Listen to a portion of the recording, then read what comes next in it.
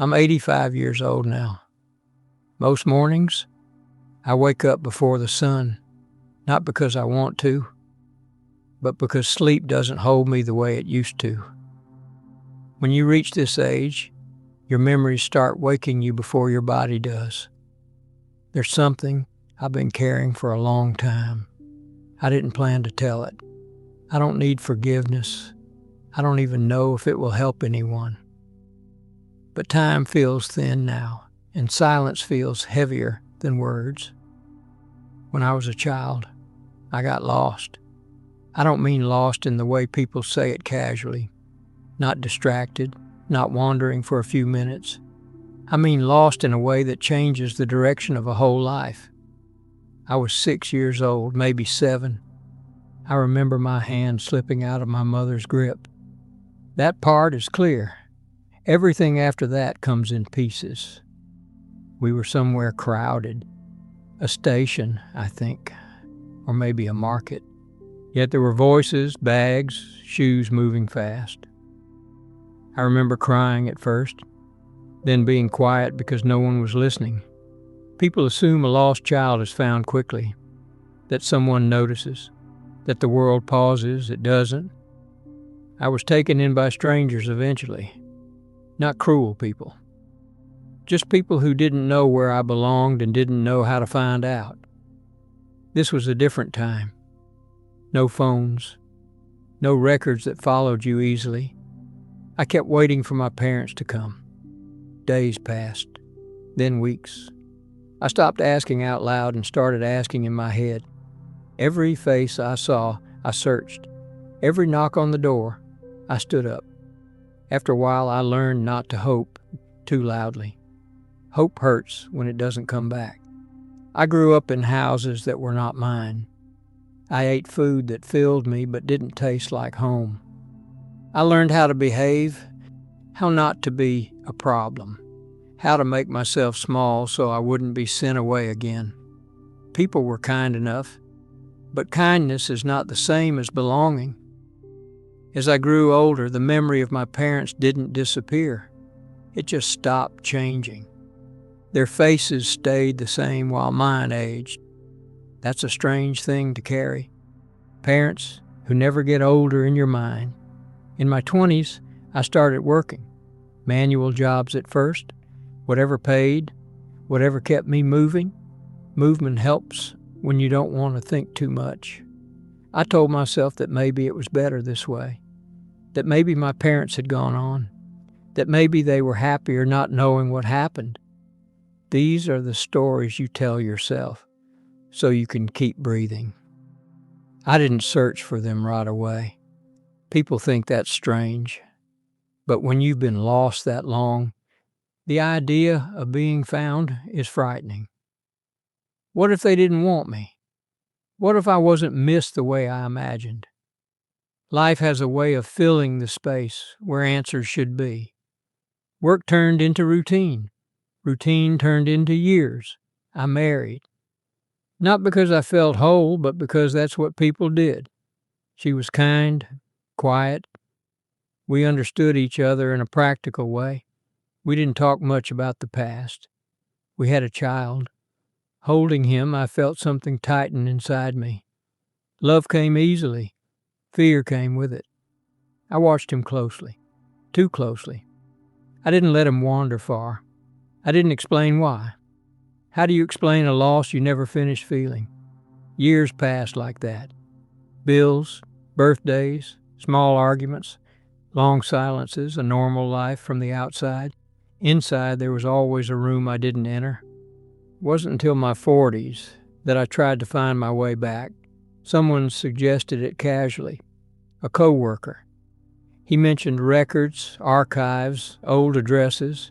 He said it like it was simple, like looking up a phone number. I didn't act on it right away. I thought there would be time. There's always that thought. Later, when things slow down, when it feels safer. Then my wife got sick. Nothing dramatic at first, just tiredness, missed meals, a look in her eyes I hadn't seen before. The doctor used careful words. I learned what those words meant too late. She died quietly. No speeches, no apologies. Just a hand going still in mine. After that, the house felt hollow. My son had his own life by then. He visited. He tried. But grief doesn't always want company. It was then that I started looking. I wrote letters, made calls, stood in offices with papers spread out like proof that I had existed somewhere before. Each step took longer than I expected. Every answer led to another question. Names changed. Streets disappeared. People moved or died. I kept going anyway. Not because I thought I'd find them alive, but because I needed to know where I came from before I ran out of time. Eventually, I found the house. It was smaller than I remembered. Or maybe I was bigger. The paint was different. The door had been replaced. But I knew it. My body knew it. A neighbor recognized my name. She was old, too. Younger than me, but old enough to remember. She told me my parents had waited. Not forever, but long enough to matter. My mother died first. My father a few years after. No siblings, no letters kept. Just a life that went on without me. And I stood there longer than I should have. There was nothing to do, nothing to fix, no one to tell. That's the part people don't understand. Finding your way back doesn't mean there's something waiting for you. Sometimes it just means you arrive at the end of a story that already finished, and you're left holding the silence. After that day, I didn't go back to the house again. There was no reason to. Standing there once was enough to understand what had happened. Some doors don't close loudly, they just finish being open.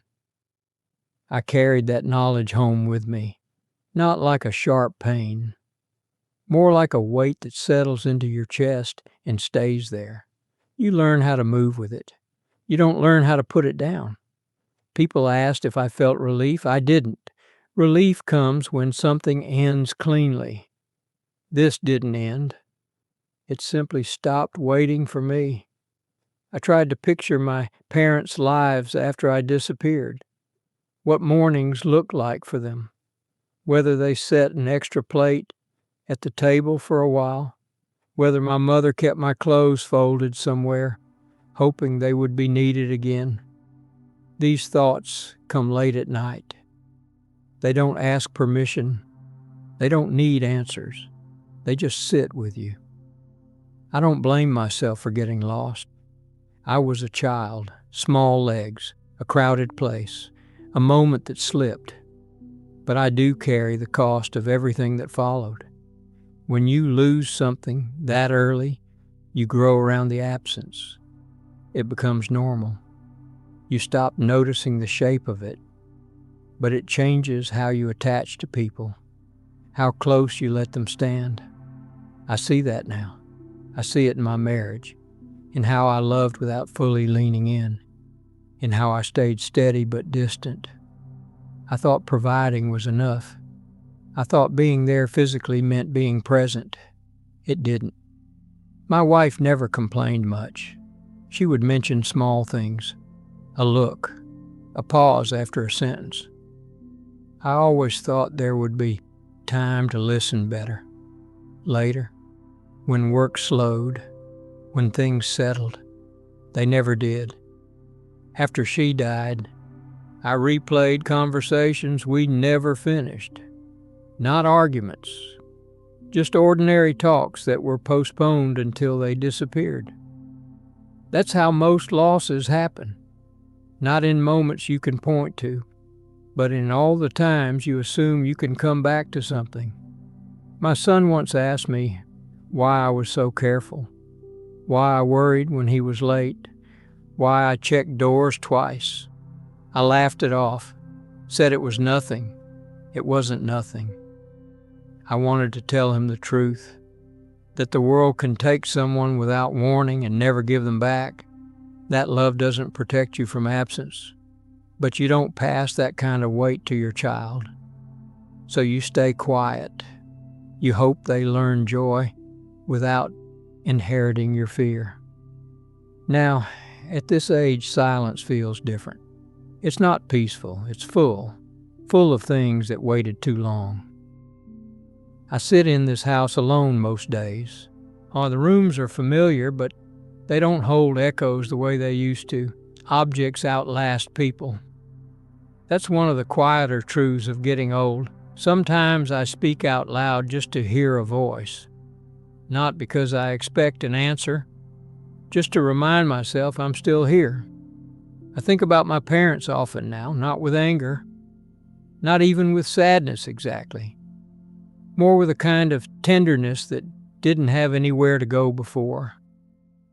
I wish I could tell them I tried to find my way back, that I didn't forget, that the delay wasn't indifference. It was fear and confusion and a life that kept moving without asking if I was ready.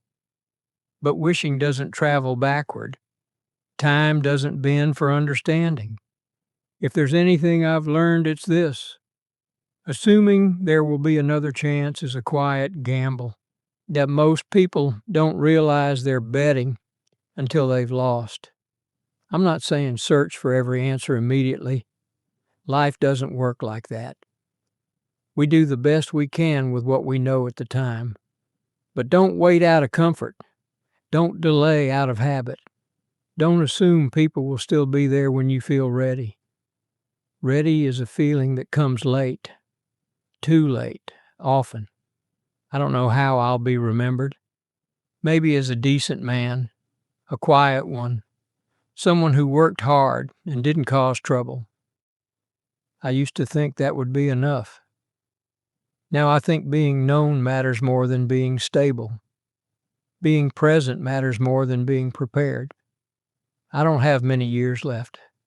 I feel that in my body, in how long it takes to stand, in how often I forget words I've used my whole life. I'm not afraid of dying. I'm afraid of leaving things unsaid. That fear doesn't go away with age. It sharpens. That's why I'm saying this now. Not to warn, not to instruct, just to tell the truth as I finally understand it.